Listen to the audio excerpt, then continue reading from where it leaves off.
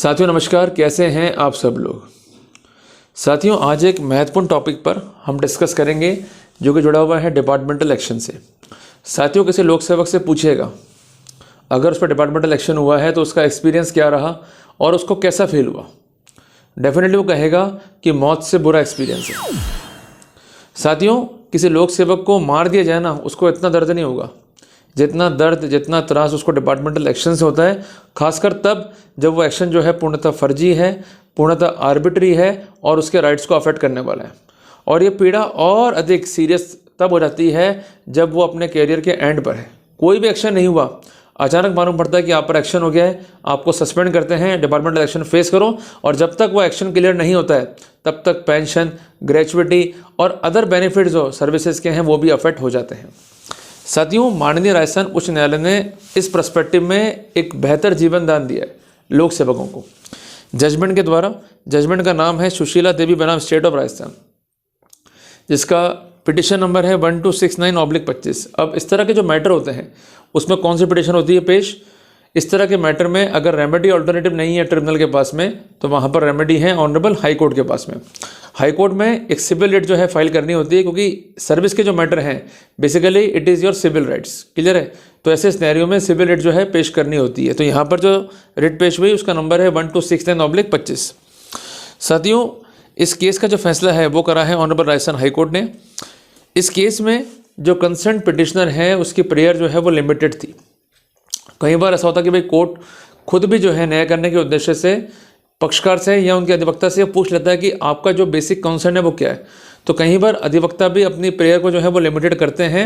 तो यहाँ पर जो एडवोकेट साहब थे उनका कहना ये था कि हम इस कोर्ट में आए हैं बट जल्दी डिस्पोजल के लिए डिपार्टमेंटल एक्शन को। अगर ये एक्शन जो है इनफाइनाइट टाइम के लिए पेंडिंग रह गया तो डेफिनेटली जो अक्यूज्ड है उसके राइट्स जो है वो अफेक्ट होंगे ही होंगे। इनकी प्रेयर क्या थी कि जो डिपार्टमेंटल एक्शन है it must be concluded within a period of reasonable time. पर वो टाइम पीरियड क्या था, टाइम फ्रेमवर्क क्या था, इस पर काम करा ऑनरेबल हाई कोर्ट ने। साथियों बेसिक फैक्ट्स के मामले के कंसर्न जो पिटिशनर है इसको चार्जशीट किया गया और इसके विरुद्ध rule number 16 Rajasthan civil service classification control and appeal rules 1958 के तहत जो है कार्रवाई इनिशिएट हुई। साथियों एक लंबी सर्विस, कोई दाग नहीं है, पर रिटायरमेंट से कुछ टाइम पहले जो है एक दाग लग गया कि आपने जो है मिसकंडक्ट किया। साथियों इस कंसर्न मैटर में जो है टाइमली अपना रिप्लाई जो है सबमिट कर दिया पिटिशनर ने। उसके बाद भी कंसर्न प्रोसीडिंग को डिस्पोज ऑफ नहीं किया गया डिस्पाइट ऑफ द एप्लीकेशन, जिस कारण कंसर्न जो पिटिशनर थी वो पहुंच गई ऑनरेबल राजस्थान हाई कोर्ट में कि मेरे मैटर में जो इफेक्टिव गाइडलाइंस हैं ऑनरेबल सुप्रीम कोर्ट की उसकी अनुपालना नहीं की जा रही है। हम कहीं भी डिले नहीं कर रहे हैं, डिले हो रहा है डिपार्टमेंट के पार्ट में और राइट जो है वो मेरे ही अफेक्ट हो रहे हैं। साथियों इस केस में एक महत्वपूर्ण जजमेंट है ऑनरेबल सुप्रीम कोर्ट का, P Bali versus registrar Delhi high court EIR 2016 supreme court page 101, इस पर जो है रिलाई किया गया। साथियों इसमें दो बातें जो हैं काफ़ी इंपॉर्टेंट है। सबसे पहली बात कि ड्यूटी है एम्प्लॉयर की, एम्प्लॉयर मीन्स गवर्नमेंट जो है उसकी ड्यूटी है to ensure that departmental inquiry must be conducted within the shortest time, कि जो भी शॉर्टेस्ट टाइम है उसमें ये इंक्वायरी जो है वो कंप्लीट करनी है और इसको करते समय कोई भी आर्बिट्रीनेस नहीं होना चाहिए, कोई भी इनलीगल एक्ट नहीं होना चाहिए। The proceeding must be conducted in the fair manner by using the appropriate measures. और जहां पर जो कंसर्न लोक सेवक है उसको सस्पेंड कर दिया गया, वहां तो ये इंपेरेटिव है कि जो एम्प्लॉयर है वो कंसर्न प्रोसीडिंग्स को जो कि डिपार्टमेंटल प्रोसीडिंग के नेचर में है उसको as soon as possible means within a shorted period जो है इसको रिजॉल्व कर लें to avoid any inconvenience, to any loss, to any prejudice to the rights of the concern charge official. अगर ऐसा नहीं हो रहा है तो ultimately we are going to play with the right of the concern charge official. एक बात ध्यान रखिएगा कि जब भी आप लोग प्रोसिक्यूट होते हैं डिपार्टमेंटल प्रोसीडिंग में तो आपके लिए एक टर्म का जो है यूज़ किया जाएगा वो होती है चार्ज ऑफिशियल। तो इस जजमेंट के अंदर दो इंपॉर्टेंट प्रिंसिपल हैं। सबसे पहली बात कि शॉर्टेस्ट टाइम में तो कंक्लूड करना ही करना है, बट कंक्लूड करते समय आपका प्रोसेस जो है वो आर्बिट्री ना हो, प्रोसेस मस्ट बी फेयर। और इसके साथ साथ अगर concern charge official under suspension है तब तो ये डायरेक्शन और भी ज़्यादा इंपेरेटिव हो जाती हैं। और ये बात करी है ऑनरेबल सुप्रीम कोर्ट ने महत्वपूर्ण जजमेंट में, जो मैंने आपको भी लिखा है अभी। तो साथियों कोर्ट ने यहाँ पर स्पष्ट किया कि जो तथ्य और परिस्थिति फाइल में है उसमें एक बात तो क्लियर है कि फेक एंड पर जाकर जो है इनको किया गया prosecute under the departmental proceeding. तो ऐसे सिनेरियो में कि जहां पर फेक एंड पर जो है प्रोसीडिंग्स हैं, इनका कैरियर जो है वो स्पॉइल हो जाएगा, इनके जो बेनिफिट्स हैं वो खत्म हो जाएंगे। तो looking to the fact and circumstances, इस केस के अंदर कोर्ट ने कहा कि जो भी आपकी प्रोसीडिंग्स हैं आप कंक्लूड कीजिए 4 हफ्ते के भीतर भीतर। पर कोर्ट ने जनरल बात भी कह दी कि इस तरह के जो मैटर्स हैं जहां पर डिपार्टमेंटल एक्शन जो है वो इनिशिएट हुआ है, वहां पर एम्प्लॉयर जो है it must make endeavor to conclude the departmental action within a period of 6 month। तो यहाँ पर 2 वर्ड जो है यूज हुए, पहला तो है endeavor और दूसरा है conclude। तो 6 माह के भीतर भीतर प्रोसीडिंग को डिस्पोज ऑफ करने का प्रयास तो करना ही होगा। और अगर 6 माह में ये कार्रवाई नहीं हो पा रही है तो ऐसे सिनेरियो के अंदर टाइम को हम एक्सटेंड कर सकते हैं, बट इसके लिए रीजनेबल ग्राउंड्स जो है फाइल पे होने चाहिए। The grounds can not be artificial, the ground can not be arbitrary.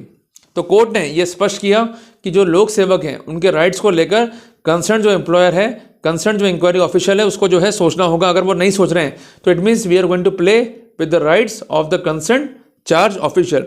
तो कुल मिला के जजमेंट जो है हमें सिखाता है 5 महत्वपूर्ण बातें to contest this type of matters. सबसे पहले आप एक बात ध्यान रखें कि जब भी आपको आ रहा है चार्जशीट डिपार्टमेंट से तो उसका तुरंत जो है रिप्लाई करें, रिप्लाई में जो है देरी ना करें। दूसरी बात है कि जो आप रिप्लाई दे रहे हैं उसमें एक अलग से अर्जी जो है दाखिल कर दें कि मैं एक चार्ज ऑफिशियल हूँ, ये प्रोसीडिंग्स जो है इनफाइनाइट टाइम के लिए नहीं हो सकती हैं, they are required to be concluded within a period of 6 month. और इसमें कई डायरेक्शंस हैं कि एम्प्लॉयर की ड्यूटी है कि इस तरह की प्रोसीडिंग्स को जो है एज सुन एज पॉसिबल जो है कंक्लूड करें। तो मेरा केस भी जो है उससे भिन्न नहीं है, तो मुझे बेनिफिट जो है वो दिए जाएँ। तीसरी बात यह है कि अगर आपके कैरियर के फेक एंड पे जाकर इस तरह की प्रोसीडिंग्स हैं तो वहाँ तो ये डायरेक्शंस जो हैं और भी इंपेरेटिव हो जाती हैं। इसके साथ साथ अगर आप सस्पेंडेड हैं तब भी ये डायरेक्शंस जो हैं अक्षरशः पालना करने के लिए कंसर्न एम्प्लॉयर या इंक्वायरी ऑफिसर जो है बाउंड है। और इसके अलावा जब भी आप रिप्लाई दे रहे हैं कंसर्न चार्जेस का तो उस पर्सपेक्टिव के अंदर आपको स्पेसिफिक कॉन्टेंशंस जो है रेज करने हैं। ध्यान रखिएगा बर्डन आप पर नहीं है, बर्डन उन पर है, बट बर्डन का मतलब ये नहीं है बियॉन्ड रीजनेबल डाउट। उनको रखनी है संभावनाएं जिसके आधार पर चार्ज जो है प्रूव होगा, और आपको रखनी है वो स्थितियां जिसके आधार पर चार्ज जो है स्टैंड नहीं करता है। उदाहरण के लिए आप सब जानते हैं अगर मैटर है एंटी करप्शन का, उसमें हम चार्जशीटेड हैं, एफआईआर है, तो जब तक वो एफआईआर और चार्जशीट का निस्तारण कंसर्न कोर्ट से नहीं रहता तब तक इस तरह की प्रोसीडिंग्स को जो है अबायंस में रखना चाहिए। तो ये टेक्निकल प्ली है, इसको आप लीजिए। और इसके अलावा अगर कोई ग्राउंड है जिस पर आप पर प्रोसिक्यूशन चलाया जा रहा है in nature of departmental action, पर उसको लेकर कोई एविडेंस नहीं है, कोई मटेरियल नहीं है, तो mere blanket proceedings are not permissible. तो विशेषता ध्यान रखिएगा कि उनकी चार्जशीट क्या है, उसके लाइट में सपोर्टिंग विटनेसेस क्या है, उसकी लाइट में सपोर्टिंग जो है डॉक्यूमेंट्स क्या है, और उसकी लाइट में जो है आपको रिप्लाई तैयार करना है। दुर्घटना से देर भली ये बात है, पर देरी भी ऐसे किस काम की जो आपको खुद ही दुर्घटनाग्रस्त कर दे। अगर आप चुप बैठे रहोगे, बोलोगे नहीं कि अधिकारी जो है बुरा मान जाएंगे, तो फिर कुछ नहीं हो पाएगा। साथियों एक बात आप समझ लेना कि अगर इंडिया में सर्वाइव करना है आपको, तो आपको रीजनेबल तरीके से बोलना आना चाहिए, अपनी बात को रखना आना चाहिए। अगर आप ये नहीं कर पा रहे हैं तो आप सर्वाइव ही नहीं कर पाएंगे।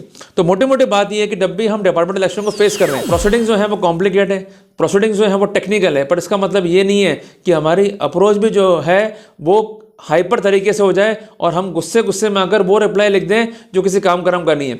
रिप्लाई लिखते समय पूरे एलिगेशंस को पढ़ें, एलिगेशंस को पढ़ के उस पर आपका डिफेंस क्या है दिमाग में सोच लें, उसको लेके लॉ पॉइंट्स क्या है दिमाग में सोच लें, और लॉ पॉइंट आपके पास में नहीं है तो उस पर रिसर्च करवाएं।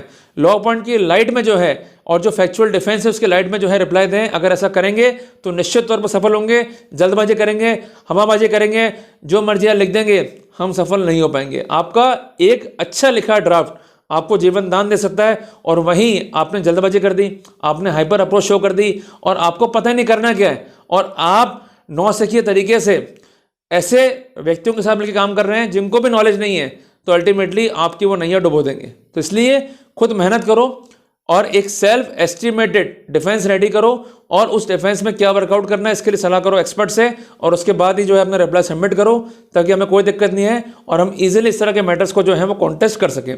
तो साथियों महत्वपूर्ण जानकारी है आपके राइट्स को लेके to protect the same from prejudice. साथियों ऐसी अपडेट्स के लिए चैनल को लाइक सब्सक्राइब जरूर करें। मिलते हैं जल्दी एक नए टॉपिक के साथ एक नई कक्षा में।